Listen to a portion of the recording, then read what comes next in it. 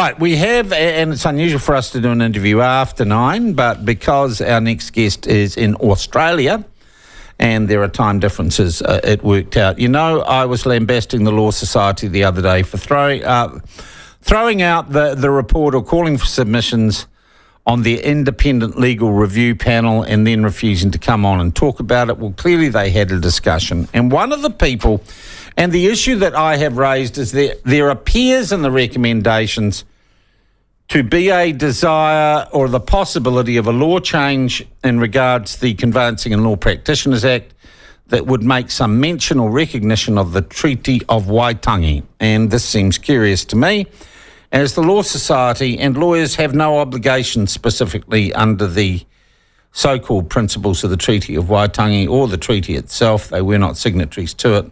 So where has all this come from, and what is being recommended? What is the change being recommended by this independent legal review panel of the Law Society? To find out, we are joined now by Ron Patterson, lawyer, who is the chair of the aforesaid independent law review panel. Ron, thank you for joining us from across the ditch. Good morning. I'm joining you from Catherine, 320k south of Darwin. So, yep, good to talk to you, Sean. Middle of nowhere. Absolutely. All right. Back holiday. All right, you're on holiday. Okay. Ron, I first want to ask you, the review panel that you headed, that you chaired, what were you briefed in broad terms with doing? Right, so just to be clear, so it's a review panel of 3. I'm the chair of it. I'm a long-time professor at the University of Auckland. Jane Mears, an experienced barrister, a former partner of Chris Finderson's from Wellington, and Jacinta Ruru, a leading Māori academic from the University of Otago. So we were briefed after the profession had been consulted to review whether there should be a new regulatory framework for lawyers in New Zealand. And as part of that, we were asked to consider whether there should be a reference to treaty, in the regulatory framework. Who suggested that you should ask that question? That was suggested by an independent. The Law Society went through quite a big consultation process with a group of members of the profession back in 2021. It was sort of over a 6-month period, and they consulted with the profession, and they came up with these terms of reference. I think the board at that time was mindful that there needed to be a fresh look, and there were reasons for that. Partly was all the issues around sexual misconduct. The Russell McVeigh stuff, yeah. So you asked whether or not your disciplinary or your regulations were fit for purpose. I'm trying to figure out where the treaty came into this.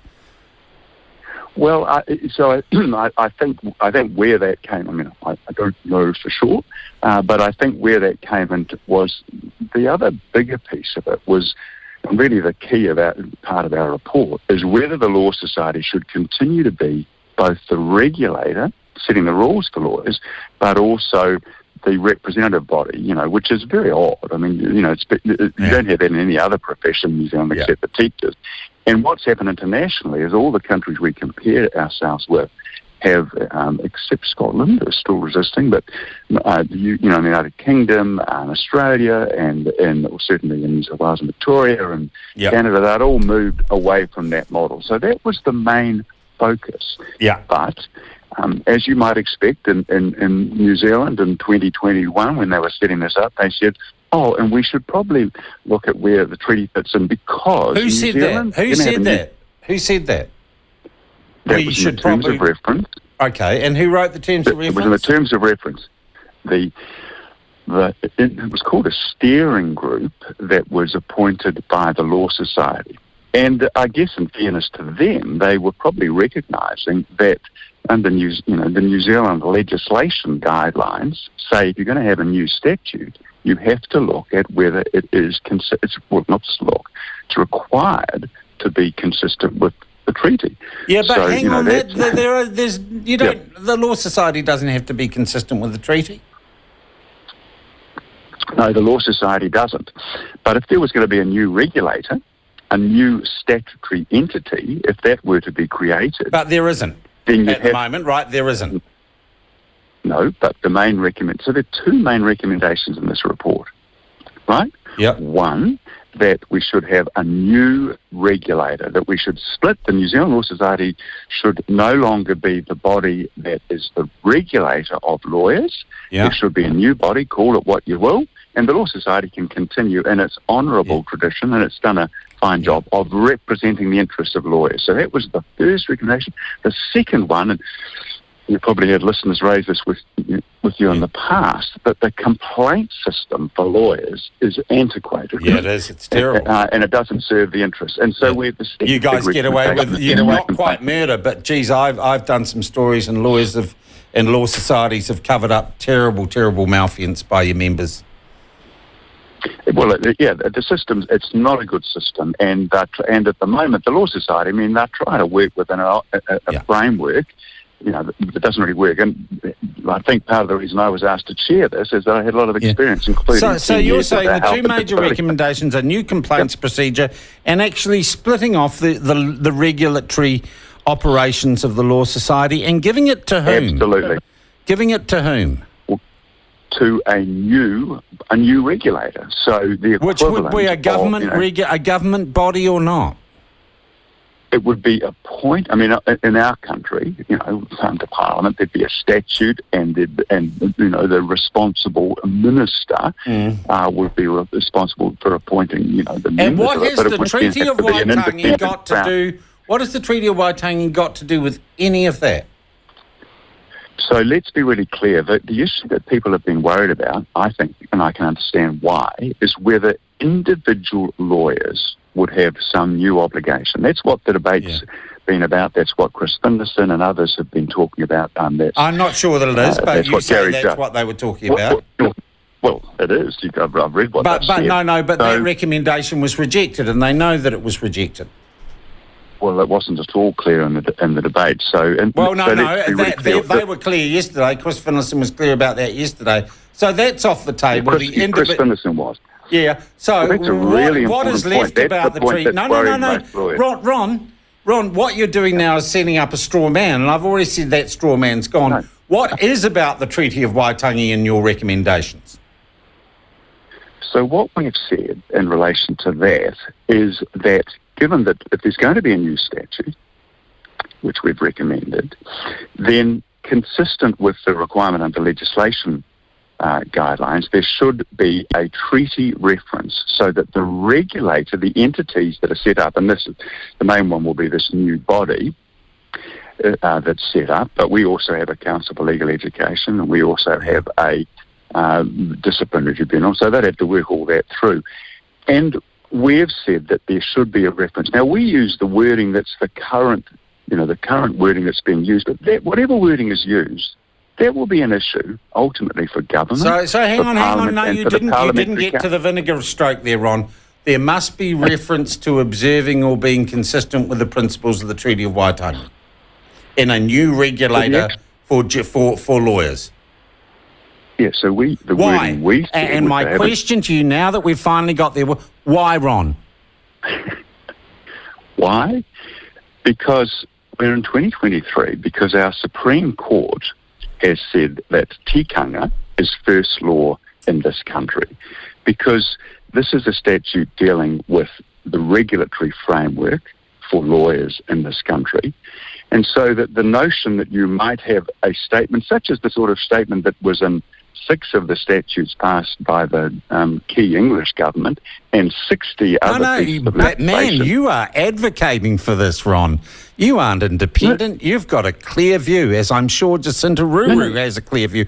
Ron, I'm asking you what the Treaty of Waitangi, which creates obligations on the Crown and Māori, what that has got to do with the administration of law and lawyers in New Zealand, which is based, I presume, on the rule of our normal law and the idea of equity between the law, before the law. Absolutely. What are the principles of the Treaty of Waitangi? We don't even know what they are. And you're saying tikanga is the preeminent justice or law in New Zealand. I'm sorry, Ron, this is incredibly radical, what you're proposing and talking about. Well, well, what you're saying is that the Supreme Court is incredibly radical. But let's just come back. And maybe I am wrong. Maybe I am saying that wrong. But why don't we? Let's come back. Come back to the precise point of what difference would it make to the regulation. And you saying it would make no difference then? Why bother doing it, Ron? No, I'm not saying it would make no difference. So what I'm saying, and what we say in the report is, okay, and I'm on a PDF copy of the report on my partner's phone. I'm just trying to look at it. We just say we envisage changes in regulatory practice and decision making, including that the new body would partner with Māori, for example, Te Hungaroa Māori, which is effectively the Māori. Why? Side. Why, Ron? Why should lawyers and the legal profession partner with Māori? It's not covered by the treaty, Ron. Not lawyers, the new regulator, the new body. Why should it? Why should it, Ron? Because as a country, we have recognised, in our No, we haven't, Ron. The woke lefties like you have, Ron. And the Parliament hasn't, actually. The Parliament didn't understand what it did. But people like your colleague, Professor Jacinta Ruru, have decided that's what we've done. Well, I think anyway, yes, Jacinta Ruru has clear views. I think anybody who knows me would know that I'm no woke lefty. But coming back to your point, you say that, I'm talking about the Parliament.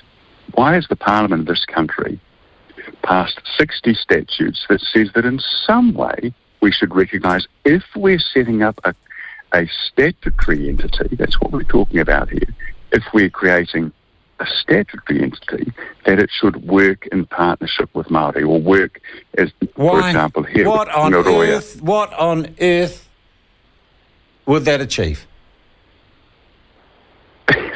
And it wasn't envisaged when the treaty was signed. It's just ridiculous, Ron. The law should be the same for everyone. The law should be the same for everyone, but you and I are not, we're not regulators. We're not the body that's set up by Parliament to regulate lawyers. So we're envisaging, and this, of course, there'll be a very healthy and appropriate debate about this. It's occurring right now in the profession. The Law Society will then have to decide whether to recommend, make recommendations to the minister. And whoever the minister is, whether it's this minister or a future minister, will have to decide whether that should go forward in legislation. And then it'll all go before the Parliament, before a select committee, and there'll be a great big debate. What are the principles? You've said in this report that it's got to recognise the principles of the Treaty of Waitangi. Can you point me to where they're written down and how I can define them? Look, I'm not going to sit here and get into that debate. Because you raised it. You chaired a committee that put out a report that mentioned the principles of Waitangi. Of the Treaty of Waitangi. I'm just trying to figure out what you were on about. I think it's a legitimate question, Ron. Well, it's a legitimate question, but I guess as a law professor and a lawyer, if I'm proposing a new statute, and I know that New Zealand's legislation guidelines require it, consistency with the Treaty of Waitangi. The principles of the Treaty of Waitangi. What are the principles of the Treaty of Waitangi? Well,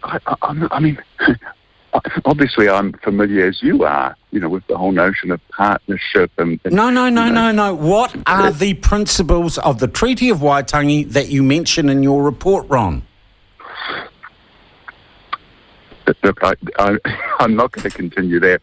Ron, can you not answer that question? Because that would seem to me a fundamental problem with your report. No, it's not a fundamental problem with the report at all. We're talking about a 193-page report.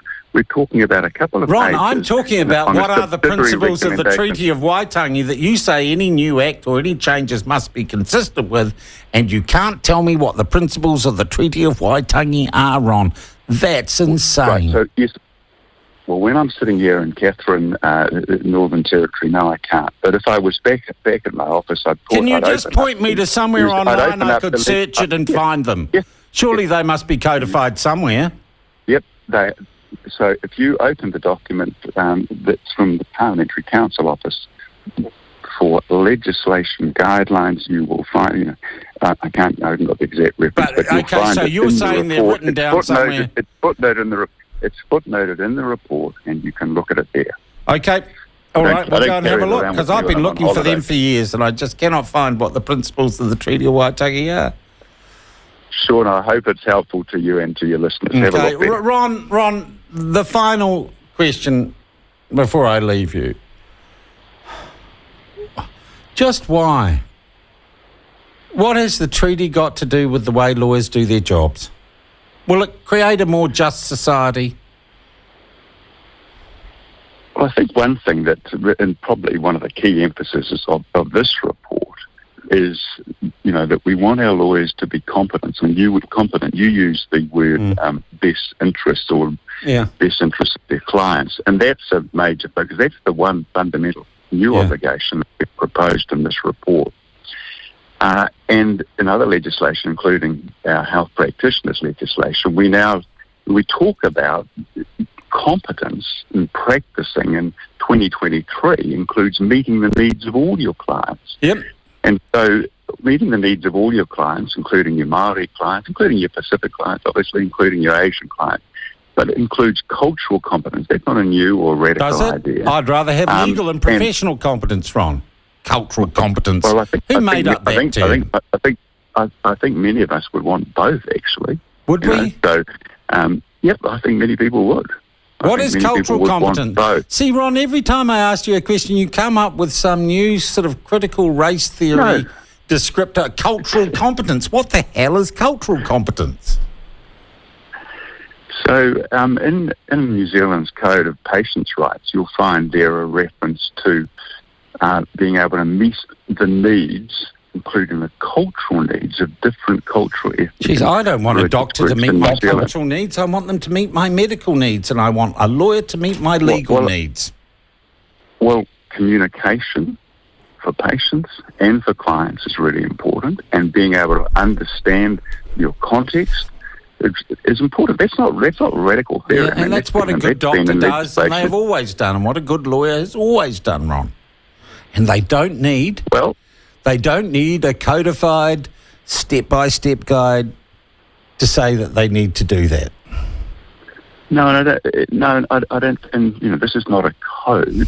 This would be simply saying in the overarching framework what you want, the fundamental obligation. But one of your obligations is that you maintain your professional competence. Those are the words that we use, including your cultural competence, and that's an aspect of being a culturally competent lawyer in this country.